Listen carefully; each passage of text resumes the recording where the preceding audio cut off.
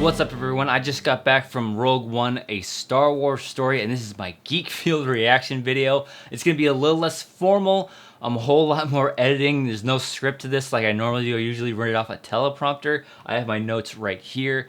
I really enjoyed this film. It was a lot of fun going to it, and I'm going to go through everything I liked about it. This is completely spoiler-free, so don't worry about the movie being spoiled for you if you haven't seen it yet.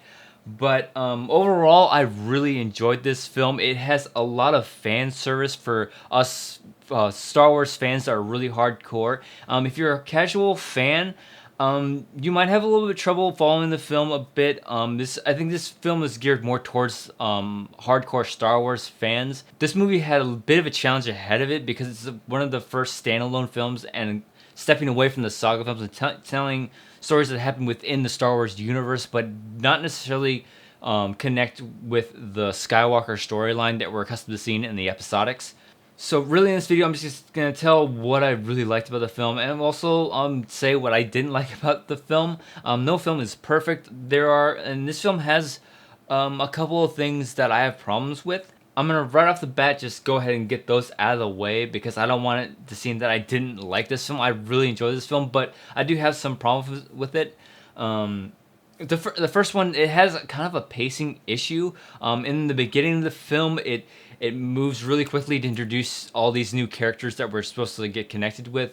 And then it kind of drags a little bit in the second act, but then it really comes to play in the third act. Another problem I kind of had was that there's some characters that get a little bit more developed than others because the film mostly concentrates on Cassian and Jyn for the most part. Then you have the other crew members like Chirrut and I can't remember the other guy's name off for the life of me right now. I know I'm supposed to be a Star Wars fan, but the other side characters didn't get a whole lot of background or development, and to the casual fan that might be a bit of an issue. I had a little bit of issue, but when you look back on it, I kind of reflect on it a little bit more. Those characters really didn't need it because the real main focus was on Jyn and Cassian for the most part, and you get more of a background on Jin's character, especially if you read the Catalyst book, which after watching this movie, I think you definitely need to read that book because the first couple minutes of it, the first couple opening scenes of the movie, I felt like if you didn't read the book, you're missing out on a lot of like history between Galen and Orson.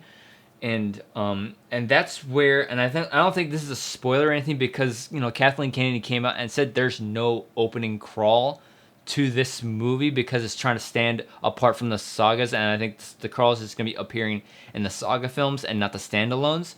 And I understand why they wanted to do that, but if you didn't read the Catalyst book, that the absence of that opening crawl really hurts you if you don't, because you don't know the events leading up to this movie, and that's really what the opening crawl was meant for in the original Star Wars films. Reading the Catalyst book before seeing this movie adds so much to that opening scene, and I'm so happy that I read that book prior to going into this film because I know Galen, I know Orson, and I know what they went through to get to this point in the film. And another thing that I kind of have a problem with was John Williams is sorely missed in this film, and I know he's getting older and he's just sticking to the episodics. Thankfully he's scoring episode 8, but I can't remember who scored this film at the moment, but the score really didn't jump out at me. It didn't ruin the movie for me, but the music has always been sort of like another character for me in the Star Wars universe. And say what you will about the prequels, the music was on point with the prequels, and it's just I don't know. My feelings might change after I see this movie second, third, fourth, probably 8 more times in theaters. But I don't know. I wasn't feeling the score in this film, and I'm pretty sure I'm not alone with that opinion. But aside from those issues I have with the film, I had a great time with this film. Just run through a couple things that I liked with the film. Jyn Erso was great. I feel like I knew her a bit more because I read the Catalyst book, but I thought Felicity Jones did a fantastic job with Jyn Erso. There were a couple of times where you see her dealing with something that's happening on screen. Again, no spoilers, but there's a couple scenes where she's being affected emotionally, and you really felt that with Felicity Jones's performance in those scenes. And I thought she was one of the more developed characters. You understand her motivations in this film, and casting was another plus for me. I liked what he added to the dynamic of this bunch. Her and Cassian's interactions with each other really added a lot of depth to this film, I felt. And aside from those two characters, I think my two other standout characters would be, of course, K2SO, the Imperial repurposed Imperial security droid. I mean, there's so many lines in this movie that I can't even remember, but the droids always bring a fun like comic relief to the movie. But he's a great addition to this ensemble of droids that we've gotten throughout the whole filmography of Star Wars, with C-3PO, R2-D2, BB-8 from Episode 7 last year, and K2SO is right up there with him. He brings such great like dry humor, and he's if like especially if you're not a huge Star Wars fan, I think K2SO will probably be your favorite part about this movie. He's definitely one of my favorite parts. Another character that I was really looking forward to and that certainly delivered was Chirrut, played by Donnie Yen. He's such a badass in this film. I love the action scenes that he was in. I love the added dimension to what it means to be connected to the Force. Really, the only like people that have been steeped in the Force are Jedi, and I think he brings a new level of like connection to the Force. I'm not gonna spoil anything, but I like what he brings. So like, he's not a Jedi, but he certainly understands the Force. He certainly is aware of the Force and how it connects all of us to each other and to life throughout the universe. And I like the direction they went with him, and I would like to see more characters like him in future movies.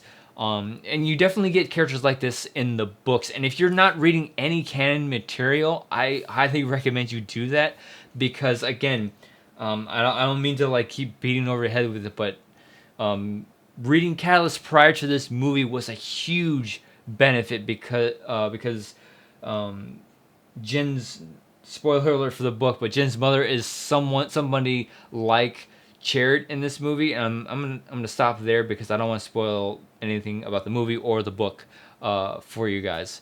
I think the one thing everyone will agree is that the action in this film is phenomenal. It's so good. I said before that the movie sort of suffers a little bit of drag in the second act. The first half of the film drags a little bit because they're trying to set up the story and get a little more character development. But the third act of this film, right when they get to going what they need to do, my God, this film just makes up for the rest of what was missing. And I had so much fun with this part of the film. I mean, the Star Battle alone was probably one, if not one of the best Star Battles I've seen in the Star Wars film. I still think that the Battle of Endor is probably the best Star Battle in Star Wars history or in just movies in general. I still love that battle, but this is a very close second.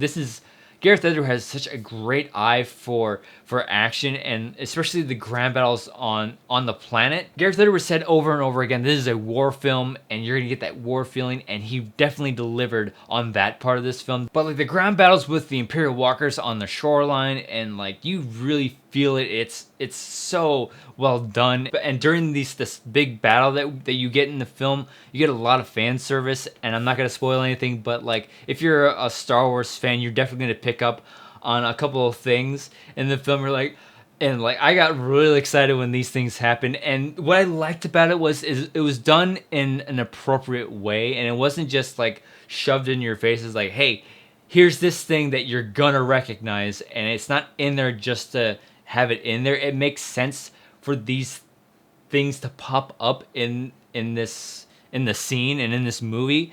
And if you went in this film wondering where this film was gonna fit into the Star Wars universe and like how is it gonna lead into the episodic films in Episode 4, because they said it in a press release that this movie will lead into episode 4. It ends like 10 minutes before episode 4 ends, and the way they do it, my God, I absolutely love the ending to this movie. And one scene in particular, there's one very epic scene that I was waiting the entire fucking movie for, and it was going. I'm gonna try to stay sort of vague for this, but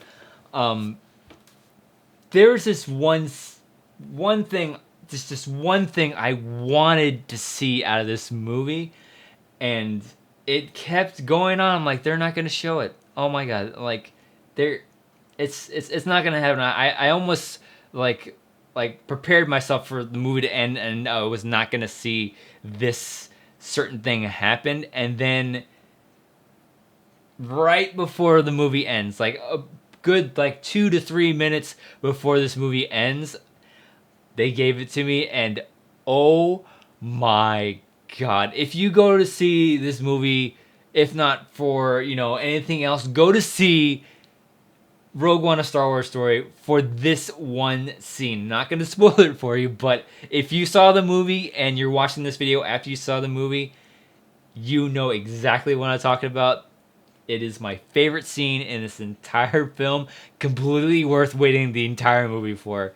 Just going to say that much. So yeah, those are my initial thoughts on this movie. Again, I'm probably going to go see it more. Again, I saw The Force Awakens 9 times in theaters last year. And I'll probably see this one just as many times because I am a diehard fan. I will spend as much money as I want to on these movies. So sorry if I started a lot and sort of veered off a bit in this video. It's pretty late right now.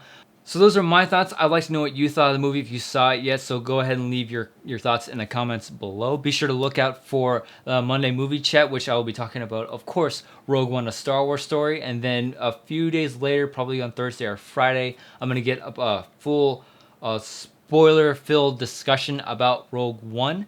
Don't forget to like and share this video. If you're new to this channel, be sure to hit that subscribe button. And as always, thank you for watching, and may the Force be with you.